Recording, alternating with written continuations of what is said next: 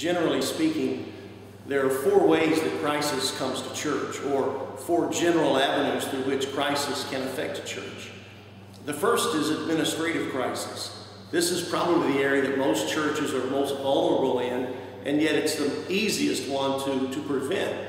Many churches have no idea what their corporate structure is. Are they incorporated? Are they just a general membership body? Do they even know what the requirements or the privileges of membership are? A lot of churches don't even have an accurate membership roll, so if there was ever a dispute, any kind of legal action, many of those churches would have no idea who is qualified to vote, to participate. Some churches aren't even set up where members have a vote, and yet members don't realize that, and many times they think that they come invest their time, their money, that if there's ever a problem or a dispute, they'll have some sort of a voice, and often that's not the case. Those crises are easy to avoid by simply making sure your membership requirements are written and stated and are approved in the proper way.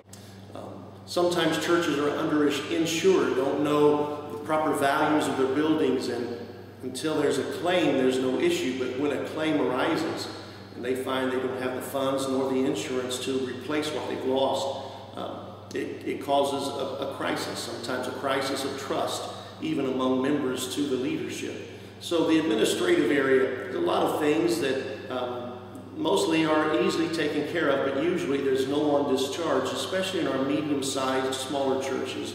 There's nobody that is specifically tasked with that. And if the pastor does not assume the responsibility of building those administrative bricks and blocks into a solid foundation that is sustainable, then if there are those times of either loss or dispute, those churches are headed for crisis.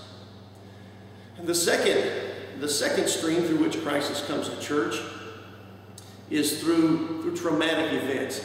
These are the big ones that hit the news. A guy comes into the church and he's drunk or he's mad and he shoots or harms people.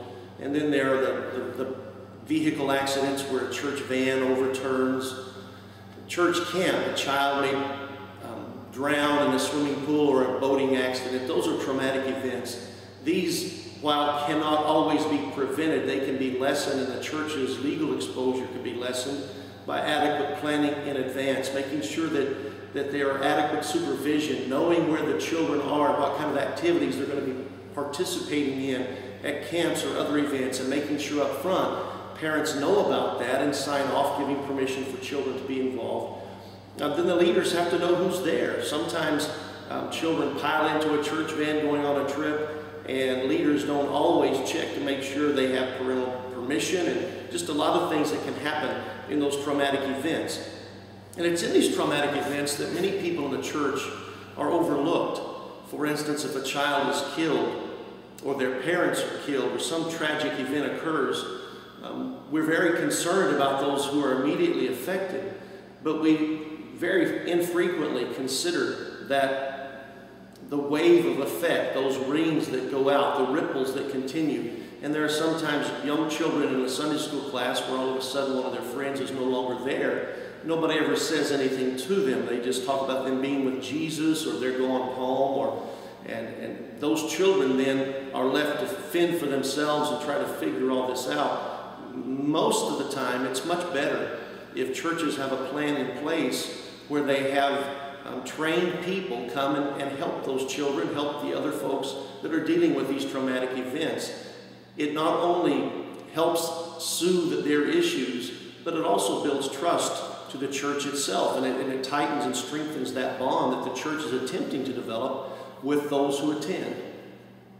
And then there's a third way that crisis affects church, and unfortunately that one is through moral failure.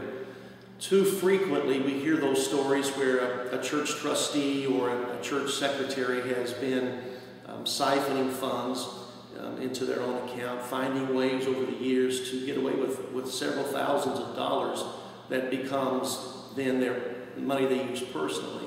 And it affects the church not as much as the financial loss, but simply the strong slam that the church body receives when they find out that one that they have trusted has abused that trust.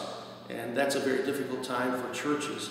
It can be, those types of things can sometimes be prevented or at least made very difficult to achieve by putting specific guidelines in place that also relates very closely to some administrative things, where who's responsible for counting offerings, who is in charge of money and making deposits, and who is looking over the secretary's shoulder, or anyone who handles money, what kind of checks are in place to ensure that that person is not left hanging out there just with total control. It not only gives the church a better view and a safeguard of knowing that their money is protected, but it also gives some protection to the person who's charged with handling that money.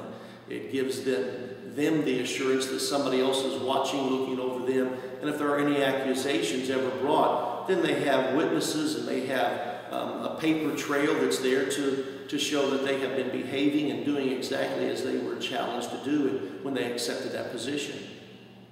There are other things, moral failures. Obviously, a pastor or a church leader or a youth pastor would have an improper sexual relationship with one of their youth group or another member of the church. These things are devastating to churches, and it's important that while you don't want to sit down and have a strategic plan that lays out if our pastor goes into sin, here's what we're going to do, but it is important that the church have a plan and have people that they can call. It may be denominational leaders, it may be experienced pastors, people that has a connection to that church through past ministry, or just someone with the experience to be able to come and to help that church at that difficult time. So those moral failure issues and those traumatic events that come through that, probably one of the most difficult crises for a church to overcome. And then the fourth way that crisis comes to church is through breaches of security. It's when someone comes in and steals everything, or you arrive to church one Sunday morning to find that it's been defaced and there's all kinds of graffiti scribbled everywhere, and it's not just that the church's property is damaged, but what makes it such a painful hit is that this is a holy place. This is where you come to worship. This is a place that's consecrated to God, and it's the center of your place of worship. And when somebody treats that in such a vile manner, it creates deep, deep feelings, and it's difficult to handle the emotions sometimes there, and crisis can occur. Obviously, the financial cost and the other things that are all part of the peripheral of those things. Many of these crises can be avoided completely, and those that can't be avoided can be lessened significantly if the church leaders will take time to put a plan in place in advance and work through these things. And that's what we attempt to assist them with in our one-day seminar when crisis comes to church.